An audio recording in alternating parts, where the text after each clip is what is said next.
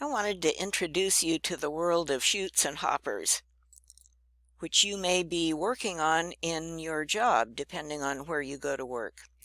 They're very similar. They're boxes made out of rock with openings in the bottom. A chute is a box that directs material to someplace, and a hopper, its purpose is to collect material, but they're very similar. So, for example, on a conveyor, you might have a hopper that receives some material and a chute that drops material onto another conveyor.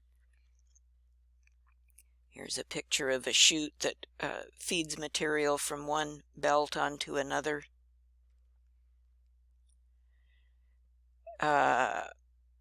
Similar. So these are a couple of pictures from JCI, a local company in the Eugene-Springfield area that makes rock processing equipment.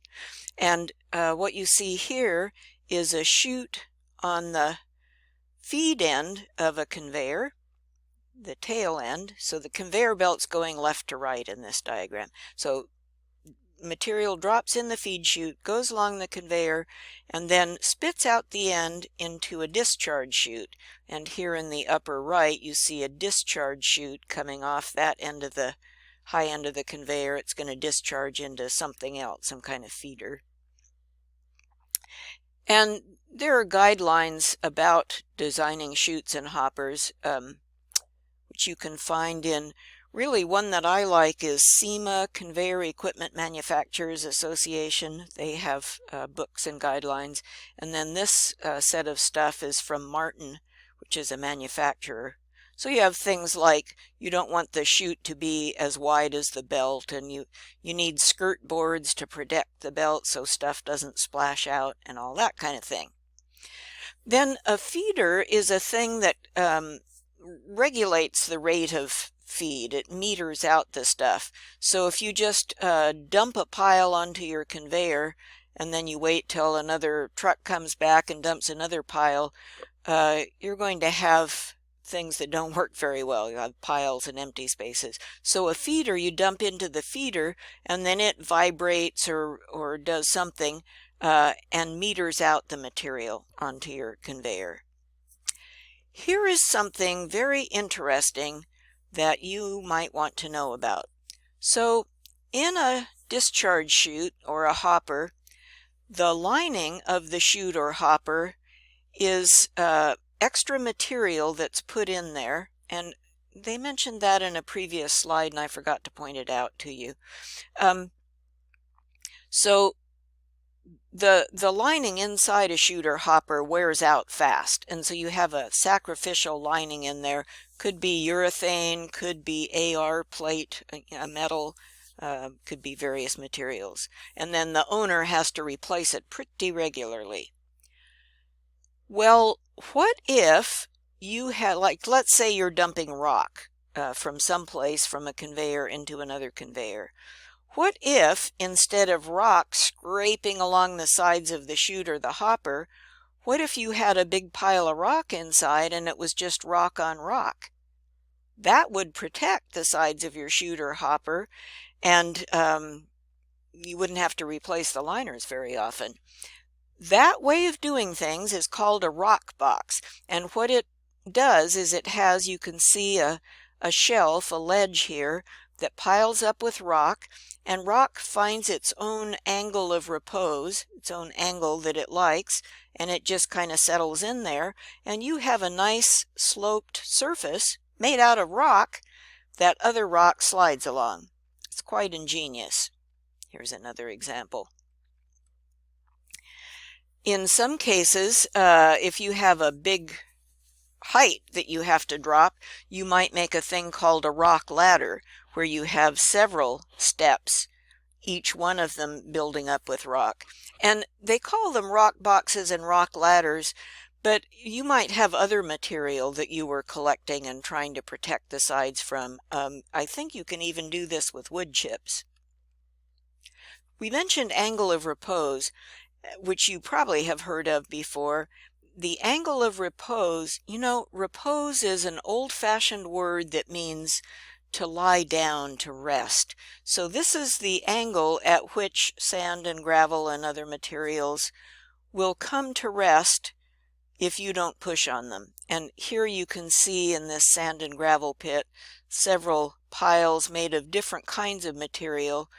And if you go out there in the field, you'll notice that different materials come to rest at different angles, and that's called the angle of repose. So glass marbles will have a very flat angle of repose.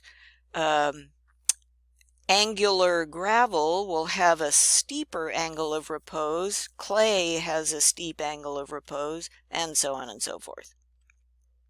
You can look these numbers up in handbooks and find out what they are. I'm going to cruise past these two. So the reason for mentioning this is that in the wall of your chute or your hopper, your walls of your chutes and your hoppers have to be more steep than the angle of repose. If they don't, the stuff will not flow through your chute and hopper. So this is pretty important. Now, another important thing to know is that it's not just the angle that the sides of the hopper are sitting at that counts. It's the angle in the corner, they call it the valley, the corner where two sides come together. And the reason for thinking about that is if these two sides are at some angle, that valley angle, the angle that that line in the corner makes, is going to be flatter. It's going to be less steep than the two sides. Ha! If you are using a software program like Inventor or SolidWorks, the program will show you these, will figure out these angles for you, so no problem. In the days before we had solid modeling,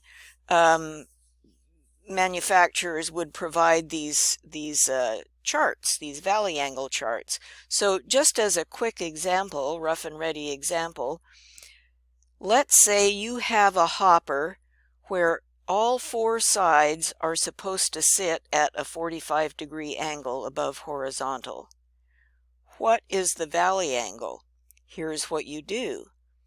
You find 45 along this vertical axis, and you follow that line over, and then you find 45 along this horizontal axis, and you follow that 45 line straight up, and where those two lines intersect near an arced line, near a circle, you read what number it says there.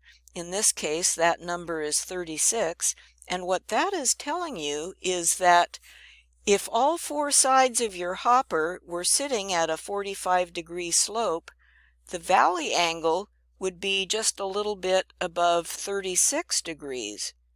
So that's considerably less steep. In other words, this is something you need to think about. And then just to be cool, here's a page out of that Martin Engineering handbook. I won't go through these because math. But if this is something you do in your work, you may want to come back and have a look at this slide and see how they went about figuring what they figured.